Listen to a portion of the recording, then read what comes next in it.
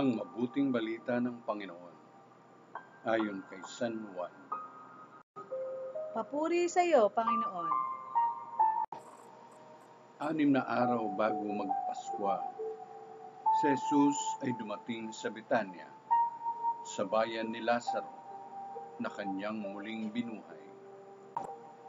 Ipinaghanda siya roon ng hapunan. Naglingkod si Marta at si Lazaro'y isa sa mga kasalo ni Jesus. Kumuha si Maria ng mamahaling pabango, isang libra ng dalisay na nardo, at ibinuhos sa mga paa ni Jesus.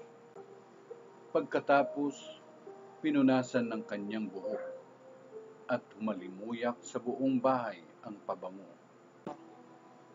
Si Judas Iscariote, ang alagad na magkakanulo kay Jesus, ay nagsabi, "Bakit hindi pinagbili ang pabango at ibinigay sa mga dukha ang pinagbilhan? Maaaring umabot sa 300 denaryo ang halaga niyan, hindi dahil sa siya'y may malasakit sa mga dukha, kaya niya sinabi yun, kundi dahil sa siya'y magnanakaw.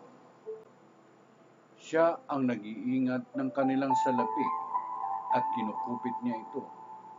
Sumagot si Jesus, "Ano't siya'y ginugulo ninyo? Pabayaan ninyong ilaan niya ito para sa paglilibing sa akin. Habang panahoy kasama ninyo ang mga dukha, ngunit ako'y hindi ninyo kasama sa habang panahon." Nabalitaan ng maraming Hudyo na si Jesus ay nasa Betania, kaya't pumaroon sila. Hindi lamang dahil sa kanya, kundi para makita si Lazaro na kanyang muling binuhay. Kaya't binalak ng mga punong saserdote na ipapatay rin si Lazaro, sapagkat dahil sa kanya'y maraming Hudyo ang humihiwalay na sa kanila at nananalig kay Jesus. Ang mabuting balita ng Panginoon.